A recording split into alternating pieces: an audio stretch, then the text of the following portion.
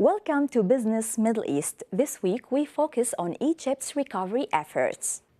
An economic version of the curse of the pharaohs has cast its shadow over the country for the past 3 years, as Egypt has gone through political instability and now faces a tough turnaround battle.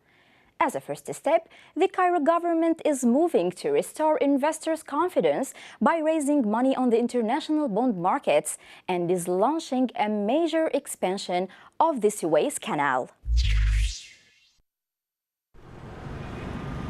After 3 years of turmoil and economic difficulties, Egypt is talking about raising the equivalent of 1.2 billion euros on the international bond markets.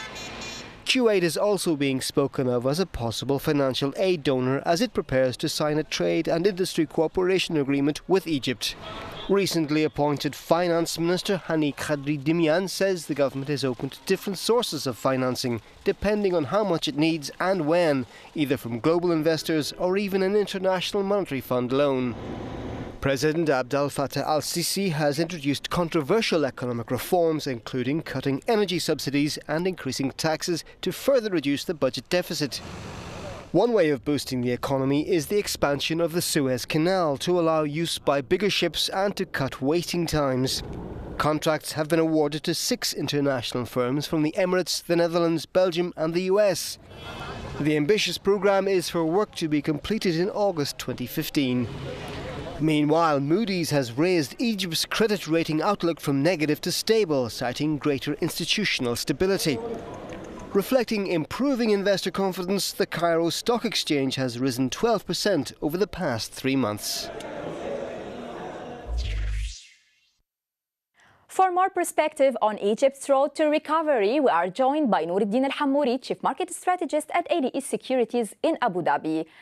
Well, Noor, Egyptian shares have had a good run recently. What about in the long term? Yeah, well, the longer term is basically on the economic outlook of Egypt.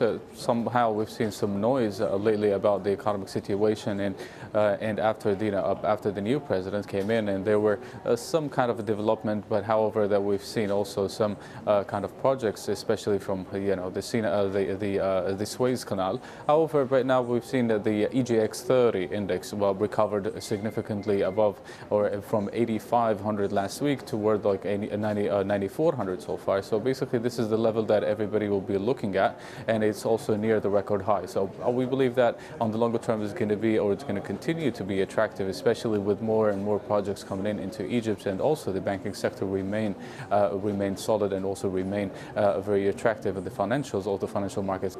Noor, borrowing on the international bond markets, spending on Suez Canal project, those are big commitments for a country with a weak economy and a budget deficit at 10 of GDP. Can Egypt rise to these challenges?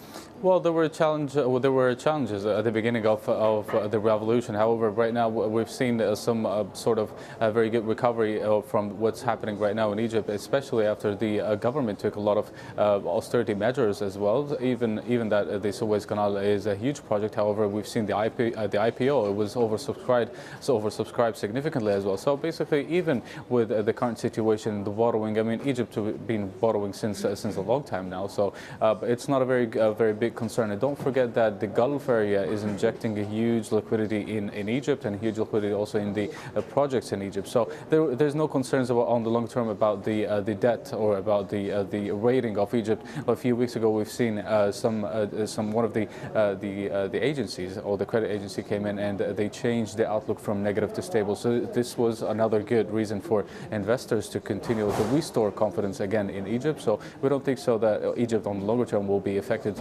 so sharply. However, it's going to be expanding gradually, and we might see some downturns, but it's going to be also limited. Well, that's a good news. Thank you, Noor, for these insights. Thank you for having me as always. Well, that concludes this week's edition. Don't forget, for more business news, you can always visit Euronews.com. Thank you for watching. See you next week.